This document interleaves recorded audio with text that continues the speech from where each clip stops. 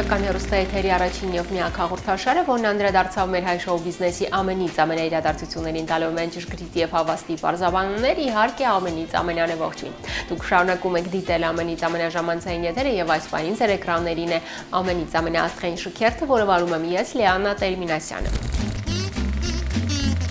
Դե իսկ այժմ հայտարարում եմ մեր այսօրվա հիմնական անվանակարգը՝ ամենից ամենաաստղային մայրիկներ։ Ինչպես հայտնի է, մենք ունենք բարի ավանդույթ ամեն տարի մայրության եւ գեղեցկության տոնի առիթով անդրադառնալ մեր ամենից ամենահայտնի մայրիկներին ու եթե լիներ առավել անգեղծ, ապա պետք է խոստովանել, որ այս տարիների ընթացքում անդրադարձել ենք շատ մեծ թվով աստղային մայրիկների ու որոշ մայրիկներ արդեն հասցրել են նույնիսկ հայտնվել տատիկի կարգավիճակում։ Ասածս ինչ է, որ այս տարիների ընթացքում բնականաբար համաշխարհային այդ գլոբալիզացման գերարագ զարգացող իրավիճակում բնականաբար փոփոխվում են նաև երեխաների խնամքի, դաստիարակության եւ մի շարք այլ դրույթներ, ինչը բնականաբար իր ազդեցությունն ունենում է նաև մեր ամենից ամենահայտնի մայրիկների վրա։ Մի խոսքով, ինչպես են դաստիարակում, խնամում իրենց երեխաներին մեր այսօրվա շքերթի մայրիկները եւ առասարակ ինչպես են իրենց գնահատում մեր այսօրվա շքերթի մասնակիցները իրենց որպես մամա, այդ ամենի մասին է մեր այսօրվա եթերը։ Ես այն խորին համոզման եմ, որ կինը պետք է լինի ոչ միայն մայր, որ հոգ է տանում իր բալիկի համար, այլ նաև մայր, որը հոգ տանելուց բացի իր սեփական օրինակով ցույց է տալիս, որ մարդ պետք է լինի իր գործի մեջ հաջողակ, նոր նվաճումների ձգտումներով եւ կարեւորը մարդկային ճիշտ հատկանիշներով եւ արժեհամակարգով։ Նազիկ Ավդալյան։ Ես շատ երջանիկ եմ, որ իմ մաման Նազիկ Ավդալյանն է, նաև շատ հպարտ եմ։ Իմ մաման յուրահատուկ է։ 3 տարեկան է, երբ որ ես թողեցի սպորտը, տարի ու կես ես իմ երեխային տեսել եմ երևի 2-3 ամիս, ինչը շատ դժվար էր, նույնիսկ մեղքի զգացում է այդ ժամանակ կարելի ասել ունենում, բայց հիմա որ հետ եմ նայում, շատ կարևոր արժեհամակարգ ձևավորեց դա իր մեջ։ Ես եթե ինչ-որ սխալ բան եմ ասում ու ոչ դիտմամբ հակաճառում եմ մայրիկիս, մաման ասում է կարող ես փորձել, բայց իմ կարծիքով չէ, եթե տենց ասում, իմ համար այդ հաստատ, ուրեմն չէ, ես մի բան սխալ եմ անելու, եթե տենց ասում։ Малыш,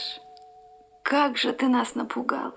Ну чего вы беспокоились? Но как же иначе? Եղել է իրավիճակներ, որ մայրիկը ուրիշ բան է ասել, բայց ասել է կարող ես փորձել։ Ես արել եմ եւ դա ճիշտ է եղել եւ մայրիկին ապացուցել եմ, որ դա ճիշտ է եւ մայրիկս ինձ գովացել է։ Ես իրեն ինչ որտեղ ազատ եմ թողնում եւ սխալվելու եւ որոշումներ կայացնելու։ Ես պարզապես իրեն ուղեցույց եմ, խորհուրդներ եմ տալիս։ Ես կարծում եմ, որ պետք է թողնես երեխան սխալվի, թեկուզ եւ գիտակցաբար, որովհետեւ այդ սխալը կարող է իրեն հետագայում շատ լուրջ սխալներից հետ պահի։ Իհարկե իմ մայրիկը ինձ կյանքում ընդհանուր ազատություն է տալիս, բայց նաև կան սկզբունքներ, որը ինձ 12 տարում մայրիկս ինձ ասում է, որ դրանք պետք չէ անել։ Դրանցից մի քանիսն են արդարանալը, ավելի лав է ընդունել քո схալը, քան արդարանալ։ Մի կետը կա, դրանցից են չստացված գործերին մեղադրել ուրիշներին։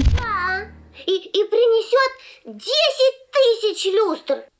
Но нет, братец, за свои поступки надо отвечать. Պատասխանատվության զգացում իր խոսքի, արարքների նկատմամբ դա իմ համար սկզբունքային է։ Պետք է կարողանանք մեր խոսքը պահել եւ ունենալ պատասխանատվության զգացում։ Քանի որ անպատասխանատու մարդկանց կյանքում շատ լուրջ չեն վերաբերվում։ Դասվում եմ պանիկյոր մամաների շարքին, մինչև այն ժամանակ, երբ որ չեմ տեսնում ինչ է կատարվում, հատկապես այն ժամանակ, երբ որ դրսում են խաղում, գոռում են, մեկ ընկնում է բան, այսպես երևակայությունս միանում է ու սկսվում է իմ խուճապը, բայց եղել է, որ մի քանի անգամ լուրջ վնասվածքներ է ստացել, ես իր կողքն եմ լինում, հնարավորինս աշխատում եմ ինձ այնպես պահել, որ խուճապի չեմ մատնվում, կարողանում եմ առաջին օգնություն ցույց տալ։ И вам придется принимать. Да, мы будем принимать все, что вы нам пропишете. Пожалуйста, я вот сейчас мне нужно записать, я постоянно... Հեծանիվից էի ընկել, իմ մկանն էի կտրել եւ այդ ժամանակ մայրիկս բակում էր եւ երբ ես տեսա, որ շատ ուժեղ վնասված կա, ես փագեցի թեկուզ եւ ցավոտ էր, որ մաման չգա ավելի շատ պանիկայի ենթարկվի, բայց նա չէր ենթարկվում, բայց ես հասկանում էի, որ նա իր հոգու խորքում մեջ նեղվում էր, բայց դա ցույց չէր տալիս եւ այդ պատճառով ես փակում էի թեկուզ եւ ցավոտ էր եւ փոխանակ ինքը ինձ հանգստացներ, ես մայրիկիս հանգստացնում էի, ասում էի մի նայի, ու տենց փագած հասցրեցինք հիվանդանոց, բժիշկին խնդրեցի, որ մաման տեղ չլինի, երբ որ ինձ կար էին դնում, որ շատ ապրումներ չեմ ուզում, որ մաման ունենա, էլի։ Երեխան ինչքան էլ հասուն մտածելակերպ ունենա, երեխան պետք է ունենա իր մանկությունը, իր միամտությունը, որովհետև այդ մանկության պահը ինքը պետք է ունենա։ Ես որոշել եմ դառնալ սնոուբորդիստ, քանի որ ես շատ եմ սիրում էքստրիմը, եւ մայրիկս ինձ միշտ իմ կողքն է։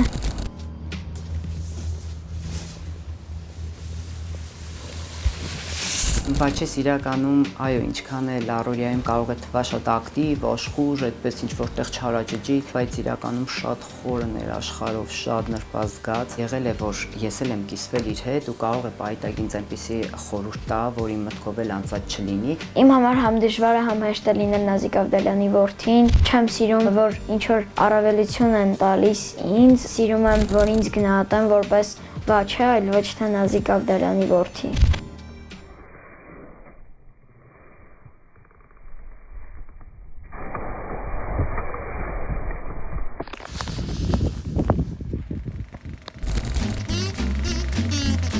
Անդրադառնալով համաշխարհային շոու բիզնեսի ամենից ամենաաստղային մայրիկներին, կուզեմ հիշատակել գեղեցկության խորհրդանիշ հայտնի դերասանուհի Մոնիկա Բելուչիի անունը։ Եվ այսպես Մոնիկա Բելուչին բավականին հասուն տարիքում դարձավ մայր, 39 տարեկանում ծնվեց իր առաջին աղջիկը, իսկ երկրորդը ծնվեց 45 տարեկանում։ Եվ նման որոշմանը Մոնիկան եկել է գիտակցված, որովհետև ուզում էր, որպեսզի երեխաների լույս աշխարհ գալու ժամանակ ինքը լինի արդեն կայացած եւ ավելի շատ ժամանակ կարողանա հատկացնել փոքրիկներին եւ լինել իրենց կողքին։ Մոնիկա Բելուչին հաճախ իր հարցազրույցներում շեշտել է, որ երբ խոսքը վերաբերում է աղջիկներին, ապա աշխատանքը դառնում է երկրորդային եւ միգուցե հենց դրանով է պայմանավորված այն փաստը, որ ինքը միշտ իր նկարահանման գրաֆիկները կազմակերպել է այնպես, որ առավելագույնս շատ լինի երեխաների հետ, հաճախ նույնիսկ բերելով նրանց նկարահանման հրապարակ։ Ներկա պահին Մոնիկա Բելուչիի ավագ դուստրը Դևա Կասելը կերտում է իր փայլուն ուղին մոդելինգի եւ կինոինդուստրիայում, ճիշտ շարունակելով իր մոր ուղին եւ իր մոր խիստ վերահսկողության տակ։ Դες ես շարունակում եմ ներկայացնել ձեր ուշադրությանը մեր այսօրվա շքերթի մասնակիցներին։ Սկզբնապես դասվել եմ դասական անհանգիստ մամաների շարքին, բայց տարիների ընթացքում հասկացա, որ աղջկաս համար ես առաջին հերթին պետք է լինեմ ընկեր։ Անի Ամիրան։ Առհասարակ չեմ ասում Մարտային, սա չի կարելի կամ նա կարելի է։ Փորձում եմ հնարավորինս բացատրել իրեն, չնայած մեկ-մեկ լինում է տենց պահեր, որ ասում եմ ես մամա եմ, իմ ասածով պետքա լինի եւ վերջ, բայց այդ քիչ դեպքերում։ Այսինքն փորձում եմ այդ բալանսը պահել։ Я очень боюсь. Ты ничего не боишься. Да. Ты прав, я боюсь только себя. И тебя. Երբ հասկացա, որ ես ճիշտ եմ վարվում, երբ Մարտան տուն չմտած, անգամ բաներ են լինում, որ չի հասցնում տուն գա, զանգում է, պատմում է ինձ, միասին կարող ենք ֆիլմ դիտել, միասին կարող ենք գնալ զբոսնել, միասին խոսել բոլորից եւ ամեն ինչից։ Ես եւս կիսվում եմ, ես պատմում եմ իրան բաներ, որ գիտենք մենակ ես եւ ինքը։ Դա եւս երևի ինչ որ դաստիարակչական, անկախ ինձնից, այդպես ստրատեգիա չեմ մշակել, այդպես ստացվում է։ Если ты будешь готова поделиться со мной, я тебя выслушаю.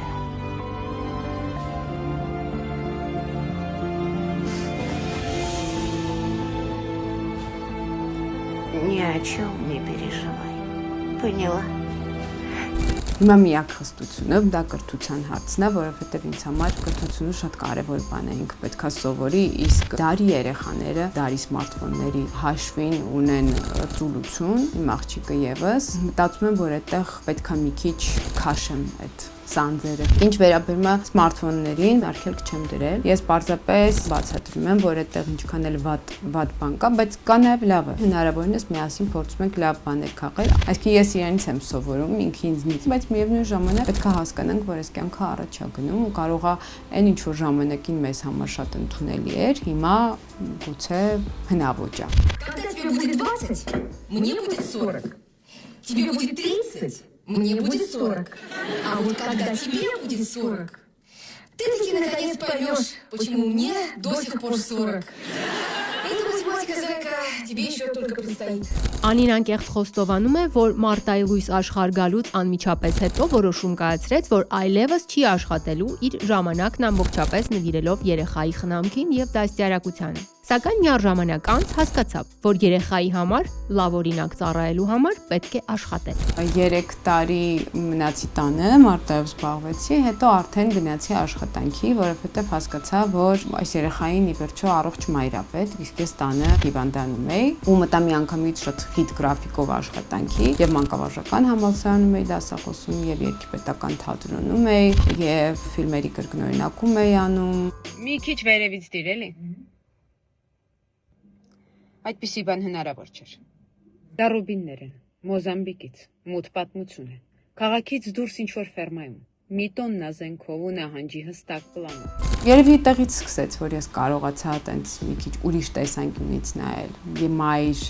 դուստր հարաբերություններին։ Այդ ամենին Անի Ամիրյանը հավելեց. Դեռ մասնագիտական հարցում չենք կողմնորոշվել, լավ չէ, ասում եմ ազատ եմ թողել ու ասում եմ չենք կողմնորոշվել։ Կարծում եմ ինքը ճիշտ ընտրություն կանի, բայց ես իրեն ասել եմ, որ իմ պարտադիր պահանջն է, որ Մարտան պետք է այնքան լավ սովորի, որ կարողանա բարձրագույն ուսումնական հաստատություն ավարտել, որտեղ ինձ համար դա ցուցիչ է։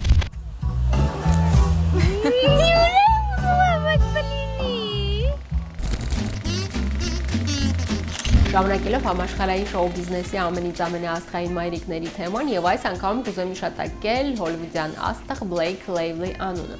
Եվ այսպես Blake Lively Հոլիվուդում համարվում է ամենակննարկվող սուպեր մամաներից մեկը, որովհետեւ կարողանում է համատեղել 4 երեխաների դաստիարակությունը, ակտիվ աշխատանքային գործունեությունը եւ մշտապես շլացուցիչ կերպարներով կարմիր գորգի վրա ներկայանալը։ Եվ այսպես հոլիվուդյան աստղային զույգի Blake Lively եւ Ryan Reynolds-ի մոտ կա որդեգրած որոշակի սկզբունք՝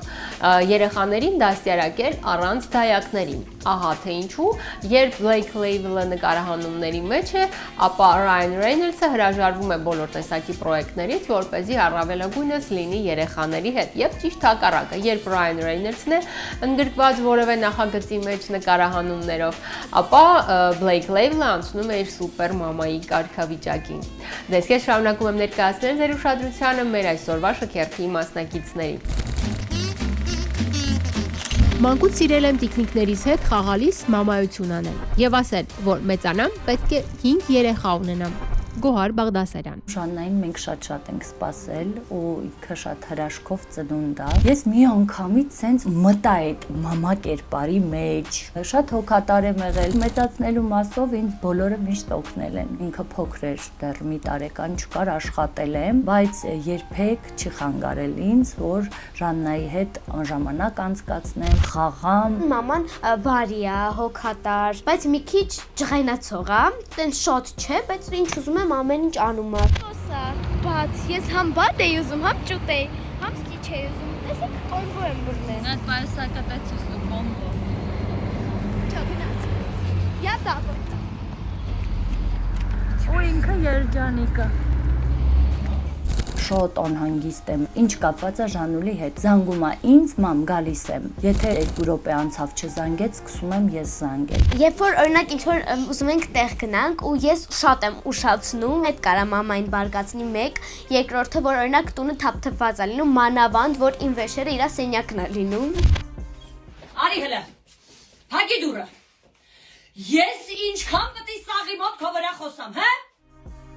Դաստիարակչական պահերը փորձում եմ միայն ընկերություն անեմ իր հետ։ Իրան ճնշելով, որ դու սխալ ես, եթե սենց անեիր, նենց կլիներ, ես ինքս չեմ սիրում ու փորձում եմ իր հետ չլինեմ։ Ավելի շատ զրուցում եմ իր հետ, օրինակներ եմ բերում իմ մանկությունից։ Իրան միշտ ասում եմ, որ ես էլ եմ շատ սխալներ գործել ու դա նորմալ է։ Դու մի արա։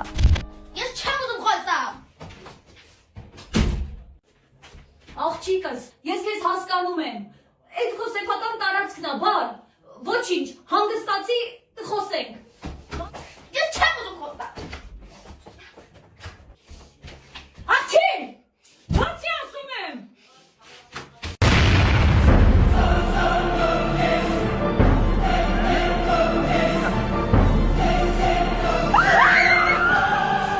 Համել մայրիկս ամեն կերպ ուզում է ունենց անի, որ ես միշտ իմ ուզածներին հասնեմ։ Օրինակ ուզում եմ շատ պատվիշիկներ ունենալ ու հիմա այդ process-ի մեջ եմ,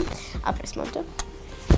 Իսկ քեզ համար։ Հիմնականում ինքը որ սխալներ էլ անում, ասենց կարող է, ասենց կատաղեմ, ասենց ուզում եմ իրան խեղտեմ, բայց փորձում եմ չանեմ այդ ամեն ինչը, որ ինքը ինձ էլի վստահի։ Կներես, ես չի ուզում քեզ նեղացնել։ Մաման, այո, մաման սխալ է։ Բայց որ սոված ես, մամ։ Շորերը չես գտնում, մամ։ Մաման, ասախալ, այ։ Սուս! Հիվանդես, մամ։ Դասերը չես կարում անես, մամ։ Բայց հիմա մաման սխալ է, մաման։ Բայց ես ընդամենը ասեցի, մամ ջան, ոսկե գույնն էլ ասիրում, բայց այսօր ուզում եմ արծաթագույնը դնել։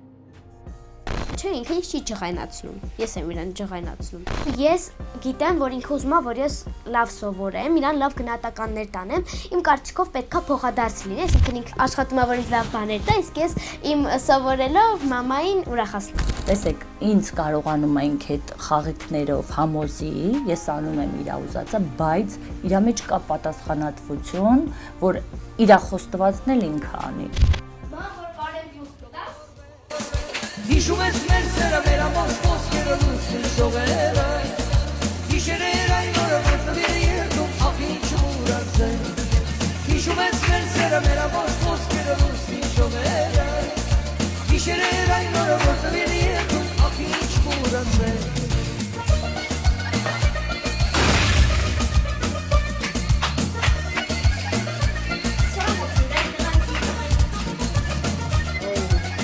Մեծ զենք ունեմ,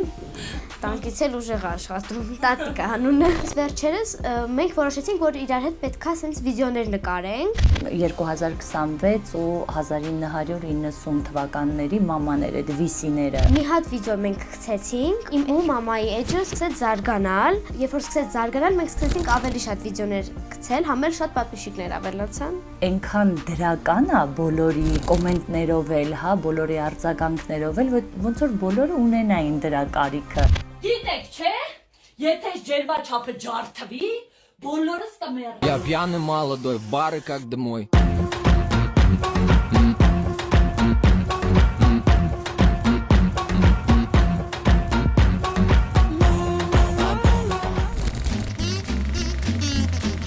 Շարունակելով համաշխարհային շոու բիզնեսի ամենից ամենաաստղային մայրիկների թեման եւ այս անգամ կուզեմ հիշատակել ֆրանսիական ծագում ունեցող աշխարհահռչակ դերասանուհի Վանեսա Պարադիի անունը։ Եվ այսպես Վանեսա Պարադին Ջոնի Դեպի հետ համատեղ կյանքի ընթացքում ունեցել է երկու զավակ՝ Լիլի Ռոուզը եւ կրտսեր որդին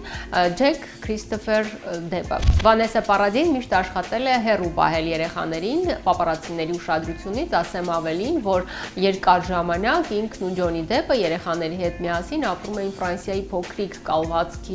կալվածքներից մեկում, որպեսզի երեխաները ունենան հանգիստ մանկություն։ Վանեսա Պարադին հավասարաչափ սիրում էր երկու զավակներին եւ միշտ տալիս իրենց ընտրության հնարավորություն չպարտադրելով իր սեփական կարծիքը։ Դες ես շարունակում եմ ներկայացնել ձեր ուշադրությանը մեր այսօրվա շքերթի մասնակիցներին։ Ինձ թվում է, որ մայրական բնածն ինձ հետ ծնվել է ու դեռ մանկուց տիկնիկներիս հետ խաղալիս հոքեյ տանում իրենց համար։ Բուժում եւ երազում, որ մեծանալուց անպայման դառնալու եմ մանկաբույժ, որպեսզի բուժեմ ոչ միայն իմ, այլ նաեւ ուրիշ բալիկներին։ Բագիրա Բաղդասարյան։ Երբ առաջին անգամ հասկացա, որ հղի եմ, չգիտես ինչու, ես զգում եմ, որ տղա պետք է ծնվի, տղաս այսպես մատը դեմքին դրած այդպես է ծնվել, բժիշկներն էլ նույնիսկ ասում են կամ գիտնական է դառնալու, կամ էլ մտածում է, թե ինչ ես լույս աշխարհ եկա։ Главный мужчина. Շատ խելացի երեխա էր, մեծ մարդու պես սնվում էր գիշերը ու քնում էր մինչև առավոտ։ Քանի որ առաջնակս էր, շատ ձյուրագրգիռ է, իր ամեն ինչը յուրահատուկ է առնում, հետո հասկացա, որ չի կարելի այդպես։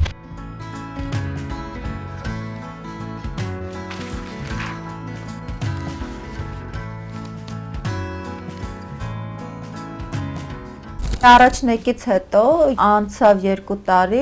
աղջիկս ծնվեց, իդեպ էլի շատ անսպասելի այն շրջաններ, որ մենք տեղից տեղ էինք տեղափոխվում երկրից երկիր։ Էդիտայից ծնունդը նույնպես շատ հետաքրքիր եղավ, ծնվել է Մարտակերտում, երկար մազերով, եղունգներով, 2 հատ փուճրի կատով։ կողմով։ Это был ребенок. Она дышит? Успокойся, дорогой, она дышит. Может, разбудить ее, чтобы убедиться? Не понимаю, зачем они завели себе ребенка? Он отнимает все их время. Էցի տան էմոցիոնալ էր իծնե, չէր սիրում քայլել, ինչի համար որ շատ նեղվում է, չէր ուզում խոսալ, իրան երբ պետք էր գալիս էր մի հատ բառ ասում էր ու գնում էր, ու շատ է դրա համար նեղվում։ Բագիրան անկեղծ խոստովանում է, որ չնայած եղել է շատ հոգատար անհանգիստ մայր, ինքը միշտ ձգտել է երեխաների համար լինել առաջին հերթին ընկեր, որպեսզի թե որդին եւ թե դուստրը իրեն վստահեն եւ կիսվեն ամեն մի հարցով։ Դաստիարակչական իմաստով ես փորձել եմ երեխաների հետ լինեմ առաջնային ընկեր,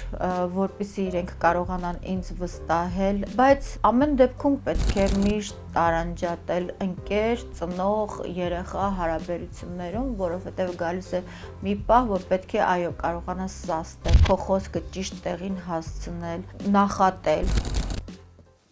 Мам, Манечка, как же так? Ты должен был прийти ко мне и рассказать все, как своему другу, потому что я единственный, надежный и верный твой друг, слышишь? Я просто боялся, что ты не поймешь. Мама все поймет. Այնպես ստացվեց, որ տղաս համարյա 14 տարեկանից սկսեց ապրել Մոսկվայում, սովորեց, ավարտեց, հետո մեկնեց օվկիանոսից այն կողմ, նույնը Էդիտաս, ու այնպես է ստացվել, որ համ սովորեցինք այդ հերո լինելը իրարից, համ կա շատ մեծ կարոտ, երբեմն անունով են ինձ դիմում, որ էսի սենց են, պահիտակ մոռանում ենք, հետո որ մի բան այնպես չի լինում, ասում հանկարծ չմոռանաք, որ ես ձեր մաման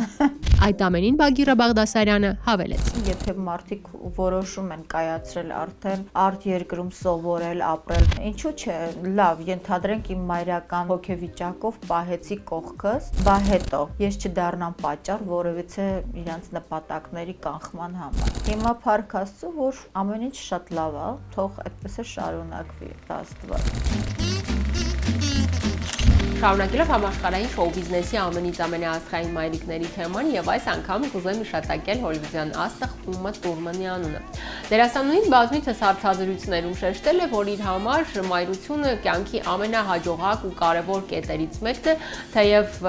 ու երբեք չէր հրաժարվի մայրությունից, թեև համատեղում աշխատանքի հետ պահանջում է շատ մեծ էներգիա։ Ումա Թուրմանը ունի 3 զավակ եւ մշտապես ասում է, որ երեխաների հետ պետք է ունենալ առողջ ու անկեղծ փոխհարաբերություններ։ Ես այն խորին համոզման եմ, որ երեխային նախատելով չես կարող դաստիարակել եւ ոչ մի արդյունքի չես գա։ Պարզապես պետք է լինել երեխաների կողքին եւ մշտապես սատարել նրանց։ Հարցազրույցների ժամանակ անկեղծ խոստովանում է Ումա Թուրմանը։ Այսպես Ումա Թուրմանը սատարում է իր աղջկան Մայա Հոուքին, որը ընտրել է դերասանուհու կարիերան։ Ճիշտ է, սկզբնապես Ումա Թուրմանը այդքան էլ չէր ընդունում այդ գաղափարը, սակայն տեսնելով աղջկա շնորհն ու տաղանդը դերասանության ոլորտում, ինքը սատարեց իրեն եւ այս պահին կողքին է իր բոլոր նախաձեռնություններում։ Դες ես շարունակում եմ ներկայացնել ձեր ուշադրությանը մեր այսօրվա շքերթի մասնակիցներին։ Առաջին անգամ մայրիկ դարձա, երբ արդեն կայացած երգչուհի էի։ Դասավանդում էի վոկալի դասեր փոքրիկ երեխաներին եւ սովորում էի ասպերանտուրայում։ Լուսինե Քչոզյան։ Բարեբախտաբար ես ունեցել եմ շատ լավ պահողներ, հարազատներ, որոնք ինձ շատ օգնել են, որ ես կարողանամ զուգահեռ իմ աշխատանքով զբաղվեմ, որը բավականին երկար ժամանակ էր ինձանից խլում։ Բնականաբար երեխաները պետք է առանց ինձ մնային։ Շատ շնորհակալ եմ իրենց, որ իրենք իմ կողքին են եղել։ Твоя мама идет на работу, будет играть разные песни взрослым дядям, а ты останешься с бабушкой. Ладно, маленький? Հայաստանի ազգային ռադիոյի էստրադային սիմֆոնիկ նվագախմբի մեներկչուհի Լուսինե Քչոզյանն անկեղծ խոստովանում է, որ առաջին բալիկի ծնվելուց դժվարություններ անշուշտ եղել են, ավելի շատ, քանի որ չկար փորձ։ Բայց երկրորդ որդու լույս աշխարհ գալուց հետո ինքն արդեն ավելի փորձառու էր եւ ավելի հանգիստ մոտենում էր փոքրիկի խնամքին։ Միքայելիս ժամանակով իհարկե տագնապը ավելի շատ է եղել։ Ամեն հարցում փորձում էի ճիշտ լուծումներ կայացնել, ավելի չափված, ձևված, բայց փոքր տղայիս ժամանակ, Վահագնիս ժամանակ իրան հանգիստ եմ թողել։ Մեծ տղաս սովորում է ճարտարապետաց շինարարականի ինտերիեր դիզայն բաժնում։ Փոքրս երաժշտական դպրոցը շուտով կավարտի եւ երևի թե միջին մասնագիտական երաժշտությամբ կշարունակենք։ Մեծ տղաս գիտարը ավարտել, շատ հրաշալի գիտարա նվագում, ժամանակ առ ժամանակ գործիքը վերցնում է, նվագում է։ Իդեպ իր հետ արդեն ձայնագրություններ էլ ունենք։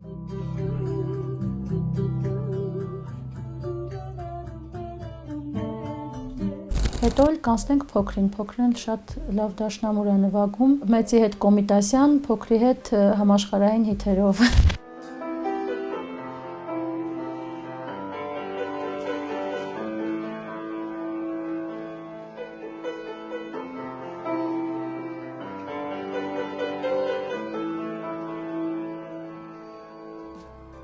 Լուսինե Կչոզյանի երկու որդիներն էլ արդեն բավականին հասուն եւ ինքնուրույն տղաներ են, եւ յուրաքանչյուրն ունի իր հետաքրքրությունների շրջանակներն ու ընկերական շրջապատը։ Հասկանալի է, որ այս տարիքում դաստիարակությունը ծնողից պահանջում է ծայրաստիճան նուրբ մոտեցում։ Տղաների պարագայում ըստիս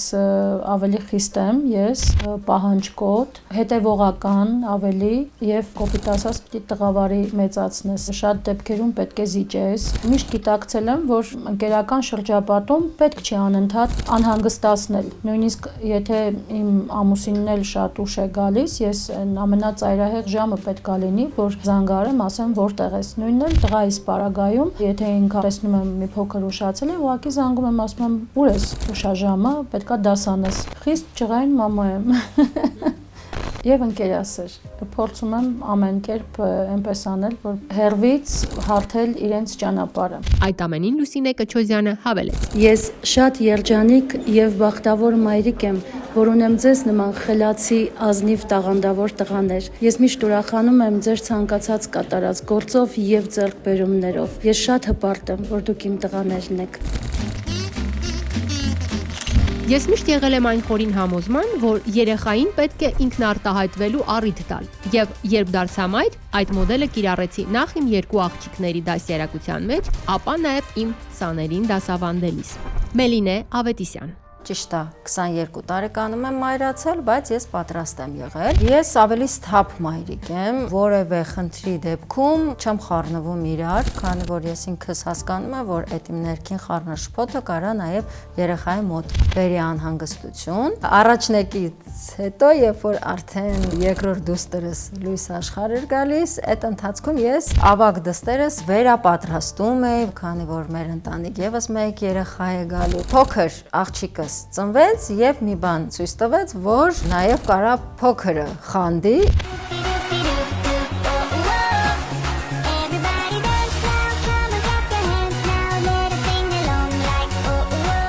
Մեկ բանի համար եմ ուրախ եւ շնորհակալ իմ մեծ դստերը, քանի որ ինքը ըմբռնումով է այդ ամեն ինչին մոտենում։ Անկամ որ քուրիկս փուճուր էր, մեկ մամաս ասում էր, որ այսօր դու պետքա քուրիկիդ քնացնես։ Իմ մոտ ստացվում էր։ Նաեւ դիտավորությամբ ես այնպես եմ անում, որ մեր տանը դերեր լինի, այսինքն մամա ես չեմ։ Մեկ լինում է, որ մաման ասում է դու պետք է այսօր մամա լինես։ Ճաշ եմ պատրաստում, քուրիկին եմ նայում։ No offense to you, don't waste your time.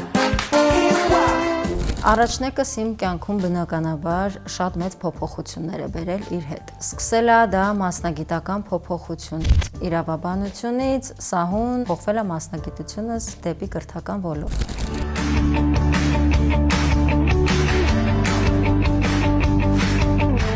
Բայց այդ ընթացքում ինքս նաև իմ վրա աշխատելով չեմ մոռացել կին լինելու մասին, քանի որ ծնողը պետք է լինի եւ երջանիկ եւ աշխատասեր, որ երեխան նույնպես օրինակ վերցնի իրենից։ Մամայի հետ մենք ճաշիկներ ենք պատրաստում, խմորական ենք պատրաստում։ Իսկ հիմա ես արդեն ինքնուրույն նրբաբլիթ եմ պատրաստում։ Մեկ ես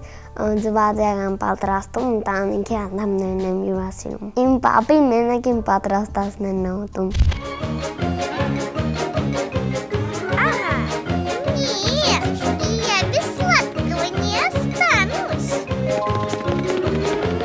կոնկրետ ես լուրջ պատիժներ չեմ կիրառում, փորձում եմ ավելի շուտ խոսքի միջոցով բացատրելով, ճիշտ է դա բավականին բարդ է, ժամանակատար է, բայց ավելի լավ է դու օրը թեկուզ եւ 3 ժամ տրամադրես այդ անձնական զրույցին, քան 1-2 անգամ գոռաս, բայց ինքը նույն բանը էլի կկրկնի։ Մեր մոտ ընդունված է, որ ես պետք է ընտրեմ ինչ ակնեմ։ Մամային դուր է գալի։ Ինձ համար շատ կարևոր է, որ երեխաները իրենց հագուստը ընտրեն եւ մանկուց հասկանան, թե առհասարակ ինչն է իրենց դուր գալիս։ Անգամ մազեր սարքերուց մաման ասում է դու ընտրի ոնց քո սանրվածքը լինի։ И создаешь это кино только ты сам. Все эти моменты как кино собираю в пазлы, в памяти остались лишь тепло. Մենք առիթ ունեցել ենք խոսել այն մասին, որ Մելինեն, ինչպես եւ իր կրտսեր քույրը, սիրված դերասանուհի Անիտա Ավետիսյանը օժտված են մանկավարժական այնպիսի ձիրքով, որ կարողանում են բացահայտել երեխաների թաքնված շնորհները։ Թերևս դրանով է պայմանավորված այն փաստը, որ Մելինեն որոշեց մայրանալուց հետո այդ ձիրքը կիրառել կրթական ոլորտում։ Երբ որ հասկացա, որ այս մոդելը կիրառելի է եւ կարելի է օգտագործել եւ օգուտ տալ այլ մայրիկների եւ երեխաներին, իմ բիզնեսը հիմնելով, որը կրթական ոլորտում է, սկզբնական շրջանում իմ երեխաները չէին ընդունում, որ ես կարամ սեր տամ, ուշադրություն տամ կամ առասարակ նվիրվեմ այլ երեխաներին։ Խոսքի միջոցով մեկս մյուսին հասկանալով երեխաներն էլ հասկացան, որ դա իմ սիրելի աշխատանքն է եւ արդեն իմ երեխաները այդ աշխատանքում իրենք էլ են փորձում ինձ օգնել։ Առավոտյան 6-ին արնանում ենք, մաման սուրճ ախմում, ես նախաճաշում։ Մեկին իջացնում եմ դպրոց, մյուսին քոլեջ, այնտեղից հետո նոր գնում եմ իմ պետական աշխատավայրը։ Պետական աշխատավայրը ավարտվում է եւ ես ետ եմ գալիս իմ քոլեջ։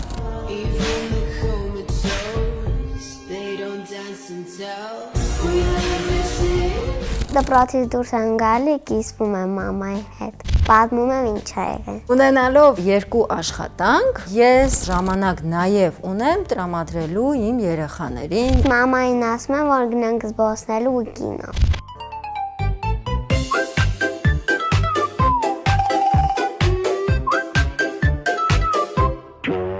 Քոլեջում նստում եմ դասերս անում եմ մամայի հետ։ Եթե դու գտել ես, որ դա է քո ուղին, ապա դու ժամանակ եւ ուժ կգտնես բոլորին հավասար սեր եւ ուշադրություն բաշխելու։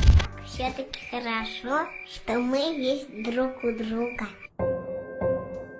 Այդ ամենին Մելինե Ավետիսյանը հավելեց. Շատ երջանիկ եմ, որ ունեմ նման ընտանիք, քանի որ ինձ օգնում են եւ իմ ամուսինը, եւ իմ ամուսնու ծնողները։ Եթե չլինեին նրանք, հնարավոր է ես այս ամեն ինչը պարզապես չունենայի։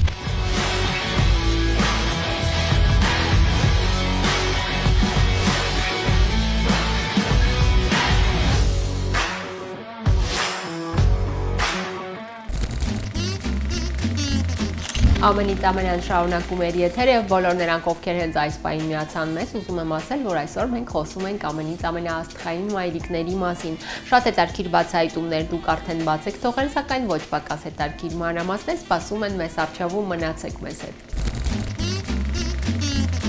Ես շատ կուզեի, որ հայրս, սիրված օպերատոր, պրոդյուսեր Արթուր Ապրեսովը հասցներ տեսնել իմ ամուսնությունն ու բալիկիս, իր թոռնիկին, բայց ստացվեց այնպես, որ այդ ամենին ինքն ականատես դարձավ երկնքից։ Աննա Ապրեսովա։ Պապան մի անգամ մամայիս ասեց, ես չեմ տեսնի մեր թոռնիկներին, բայց դու կտեսնես, այդպես էլ եղավ։ Շատ երեխա է սերեմ, բայց շատ դժվար է եկել երեխա ունենալու հարցին։ Ու ամուսնությունից 4 տարի հետո ունեցանք մեր բալիկին, դա երկուսիս կողմից հստակ որոշում էր։ Ու ինձ համար այնքան կարևոր էր անունի հետ կապված, որ պետքա պարտադիր պապայիս հետ կապ ունենամ, քանի որ պապայիս բոլորը ճանաչել են որպես Ապրես։ Մտածեցի, իսկ ինչ կլինի, եթե անունը լինի Ապրես, բայց մյուս կողմից էլ երեխան առանձին մի մարդ է։ Ու մտածեցինք, իսկ ինչ կլինի, եթե ունենա 2 անուն, Անրի եւ Ապրես։ Ու շատ հետաքրքիր արտահայտություն արեց պապայիս ամենամոտ ընկեր Դմիտրի Պիսարենկոն, ասեց ինքը կլինի Անրին իր առանձին ճանապարհով, առանձին ճակատագրով, իսկ Ապրեսը արդեն он должен заслужить։ Այն հարցին, թե ինչպիսի մայր է Աննա Ապրեսովան փոքրիկի համար եւ ինչպես է ինքը փորձում դաստիարակել նրան, ինքն անկեղծ խոստովանեց հետեւյալը. Առաջին ու վերջին պանիկան ինձ մոտ եղավ, երբ երեխան մոտ 4 ամսական էր, պարկացրեցի նրան տեղերին ու մի վայրկյան թեքվեցի, որ ինչ-որ բան վերցնեմ, տեսա երեխան արդեն գետինը պարկած է, ոչ լացում էր, ոչ մի բան։ Մենակ այն պահին, երբ ես արդեն դե վախից գոռացի, սկսեց լացել ու ես հասկացա, թե ինչքան վատ կարա անդառնա այդ իմ պանիկան, այդ իմ տագնապը իր վրա, այդ պահից սկսած վերջ իմ այդ բոլոր պանիկաները, անհանգստությունները անցան երկրորդ պլան։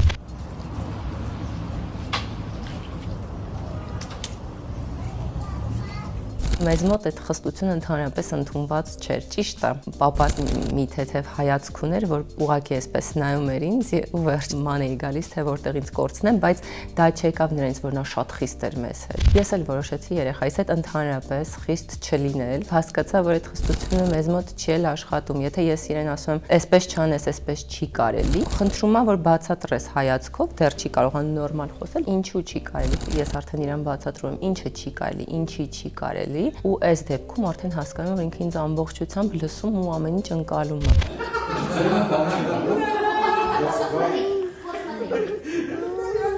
Աննան անկեղծ խոստովանում է, որ իր համար շատ կարևոր էր մայրանալուց հետո չկտրվել իր սիրելի աշխատանքից։ Այդ պատճառով ինքը շատ շուտ վերադարձավ եթեր։ 2 ամիս հետո պետք եկավ, որ ես գնամ եթերի ու ինձ համար այնքան կարևոր էր այդ պատժական, որը կողքից ունեցա, դա մամաս էր, որ դե այն թվերին ոնց էր մամաս իր ամբողջ կյանքը նվիրեց մեզ, ես իրան շատ շնորհակալ եմ դրա համար, բայց ինձ ասաց, չէ, դու պետք է աշխատես։ Ես քեզ ամեն հարցով կօգնեմ։ Նաև տնօրինությունը այնպեսի մի ինձ համար լավ պայմաններ ստեղծեց, երբ առավոտյան գալիս ես եթերների, եթերը վերջացնում ես եւ հետո վերադառնում ես քո երեխային։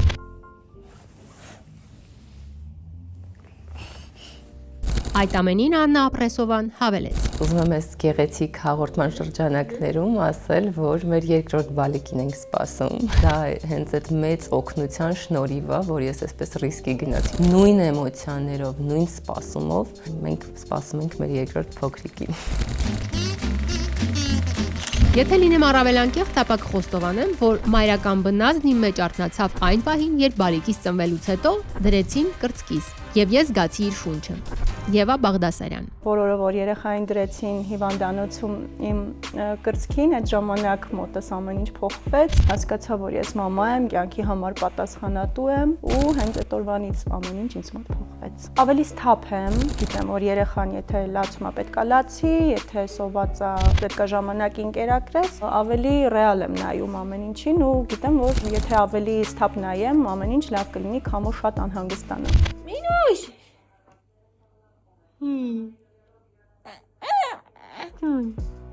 Եվան անկեղծ խոստովանում է, որ շատ երջանիկ ու շնորհակալ է թե իր ամուսնուն, Սկեսուրին եւ թե իր մայրիկին, որ բալիկի ծնված օրվանից առ այսօր օգնում են վերջինիս հետ կապված բոլոր հարցերում։ Երեխայի խնամելու հարցում ինձ ամուսինս է օգնել ու ամուսնուս մայրիկը, քանի որ այդ ընթացքում ծննդաբերելուց մոտ 2 ամիս մենք գտնվում էինք ԱՄՆ-ում ու ես մենակ չէի կարող այդ ամբողջ անել, քանի որ անփորձ էի, համարյա 1 ամիս ամուսինս արթնացել, որ երեխային կաթը հասցրի, քանի որ ինքը հենց աչքերը բացում էր, միանգամից ուտել էր ուզում ու ես այդ պահին չգիտեի ինչ անել։ Վերադարձել ենք Երևան, իմ մայրիկն է օգնում երեխայի հարցում, այն որ ես նկարահանումներ, աշխատանք, ինձ մամաս օգնում է։ Ո՞նց է ուրախանում նոտաները տեսնում է։ Մենու։ Եվան մայրանալուց հետո շատ շուտ վերադարձավ աշխատանքի։ Ես նաև այն մամաներից եմ, որը երկար չմնաց դեկրետում ու միանգամից անցավ աշխատանքի, բայց աշխատանքի ընթացքում էլ անընդհատ ուշքում միտքս զանգեմ, հարցնեմ, հետաքրքրվեմ երեխան կերել է, ինչ է արել ու մնացածը։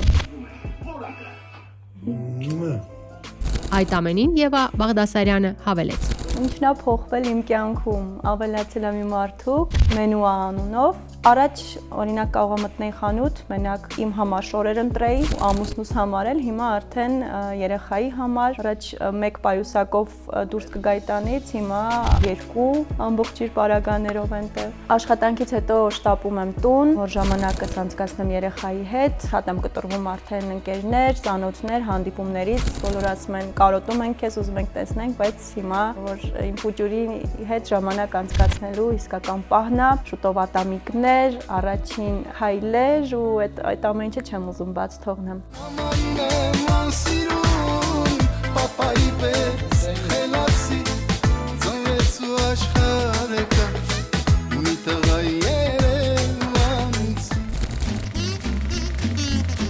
Եվս մեկ ամենից ամենաաստղային մայրիկ մնաց ներկայացնել ձեր ուշադրությանը եւ ես առաջ չարաշահելու ձեր համբերությունը հանձնում եմ եթերը նրան։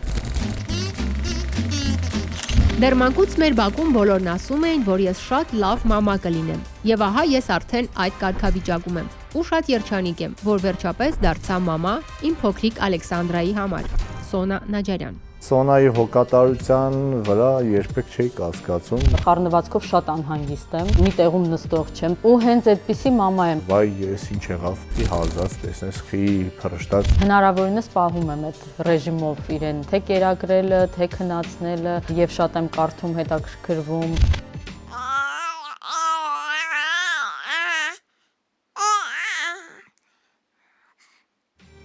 Խուճապի չի մատնվում երբեք, շատ դեպքեր են եղել, որ ես հաստատ խուճապի մատնվել էի, բայց ինքը իր արագ կողմնորոշվելու կարողությամբ կարողացավ ճիշտ լուծում գտնել։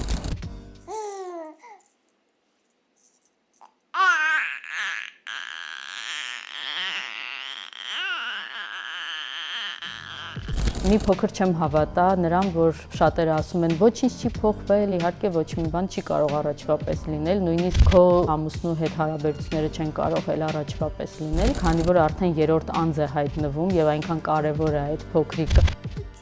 Ջոն, պոպոկից պոճիկներ կապի, մեծանաս մի քիչ, քիչ պոճիկներ կապի, դու կնանք, դեզա ոնց է ժպտում, դու կնանք։ Այդ պոճիկների պահ դուր գալիս է։ Պոճիկները ցնցիուն կապի, պուլ, նապաստակի պես։ Դες կնանք խաղալ, կարուսել նստենք։ Այս փուլը շատ նաև փորձություն է զույգերի համար, քանի որ պետք է շատ համբերատար լինել, ընդառաջել միմյանց, օգնել միմյանց, ինչը որ կա մեր ընտանիքում հենց երեխայի ծնվելու առաջին իսկ օրվանից, նույնիսկ երբ ես ծննդաբերեցի եւ հիվանդանոցում էինք, Դավիթն է ինձ խնամել հիվանդանոցում։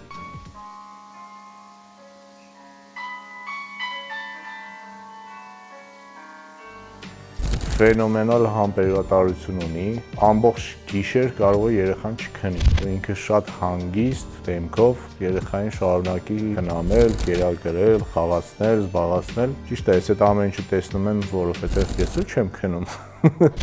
Մամինա солнышко, очень тебя любим։ Ինձ շատ դժվար էր հարմարվել տանը նստելու եւ 24/7 երեխա խնամելու, այսինքն առանց աշխատանքի, առանց շփման։ Դրա համար 3 ամիս լրացավ եւ քանի որ Դավիթը օգնում է շատ, քույրս է շատ օգնում, որոշեցի արդեն դուրս գամ իմ աշխատանքին։ Հələ բարև, այսա բարև։ Հələ խոսա։ Դեկրետից հետո առաջին աշխատանքային օրը շատ անհանգիստ էր ու առաջին քննությունից ես անցա բարեհաջող կարողացավ գնալ հանգիստ իր աշխատանքին, որը շատ լավ դրական էմոցիաներ տվեց վերջապես Սոնային։ Օրդ այնպես արագ է անցնում, որ նույնիսկ չես հասցնում նեղվել կամ շեղվել ինչ-որ ուրիշ թեմաների վրա։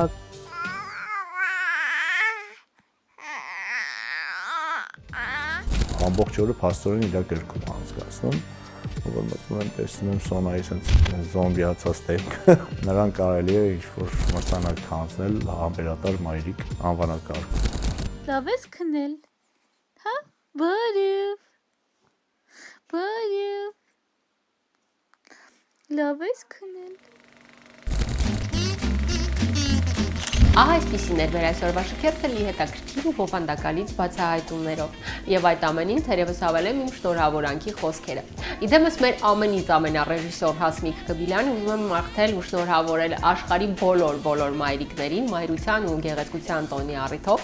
Հասմիկ ջան, մաղթում եմ քեզ, որ քո որդին Դավիթը ունենա